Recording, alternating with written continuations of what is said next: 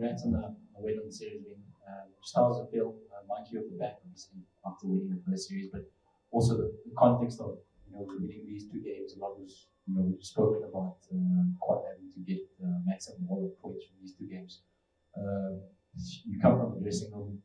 What's it like there after getting the 20 points that you would have liked? Luckily, the game didn't rain out on Friday as well. So how's the feeling, after these two games, and obviously looking at Ireland now, having to do all the work against Bangladesh? Yeah, I suppose obviously spirits are high after a decent victory. It's always good to get a series win. Most importantly, the 20 points in the context of qualifying for that World Cup was hugely important. So we're happy that we got the job done there. That's about it, to be honest. I mean, we played a portion of the game really well today, but we're also off the mark in other areas. So we've got work to do, but we'll take the win for now.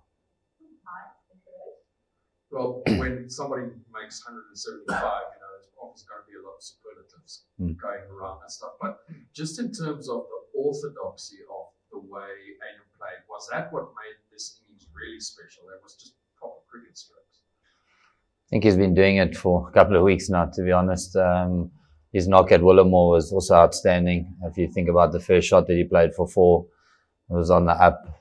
Guys have been struggling all day, and he stood up tall and hit it for 4. So, and he hasn't looked back, So his cricket, it is orthodox, but he's probably the purity of his timing has been amazing, and his decision making has been outstanding. So I thought, even with a quick start, the way he batted through the middle of the innings today, the way he rotated strike, very low risk cricket for a high yield, which is the type of decision making we want to see. There's going to be times where you've got to take high risk and the game demands it from you, but there's other times where you've got to actually manage the innings, and I thought he did that exceptionally well today.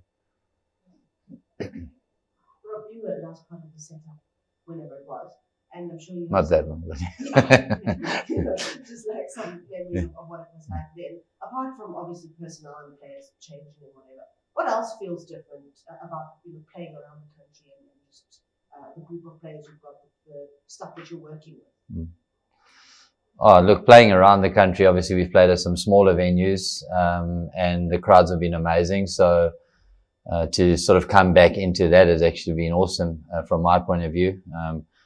Spent 7 years with some sparse crowds in New Zealand, so to come back to bigger crowds where they've been vociferous, and yeah, it's great to see the unity on on the grass banks, and then obviously the stuff we've spoken about as a team is we're in a privileged position to inspire our country and unite our country in a way through sports. So to never take that for granted, but to see that happening on the banks has been awesome. From someone who's been out of the game in South Africa for 7 years, to see the difference in the people who are watching the game has been awesome as well. So yeah, so from that point of view, it's been heartwarming, really. And then I suppose from a team point of view I've kept a close eye on South African cricket, so very aware and familiar with the people that are playing.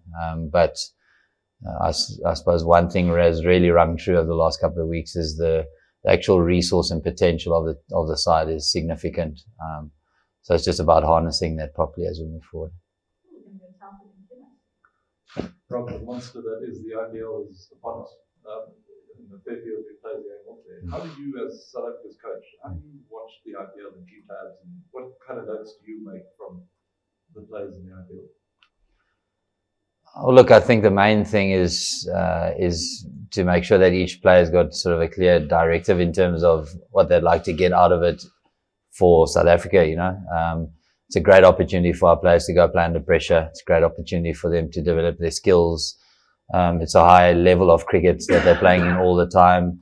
So being able to manage high pressure moments and do that well can only, bode well for our team, So yeah, there's a skill development area there, but there's also an element of dealing with pressure and being able to deliver top quality performance under pressure. So just watching for that, and seeing if the guys are ultimately sort of imparting the same sort of style of play that we're looking for them to do for the country.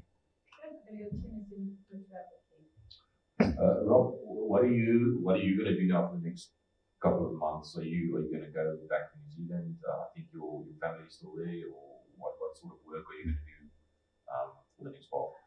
Family is here right now, so I'm going to go to the bush on Monday, tomorrow, and hopefully not speak to anyone for a week or so, other than my kids and my wife. Then after that, we've got some coaches conference here in the middle of the month, which will be good to be part of.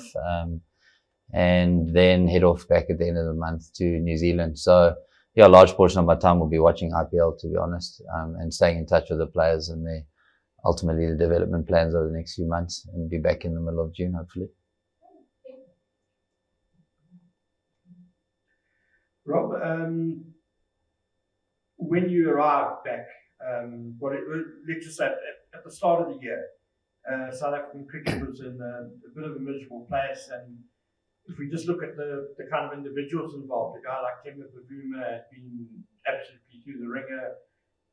Aiden Markham was out of the team, probably unsure of his international future. Heiner Klaasen kind of on the outskirts, Sunday Magala. All of these guys have now ended the summer.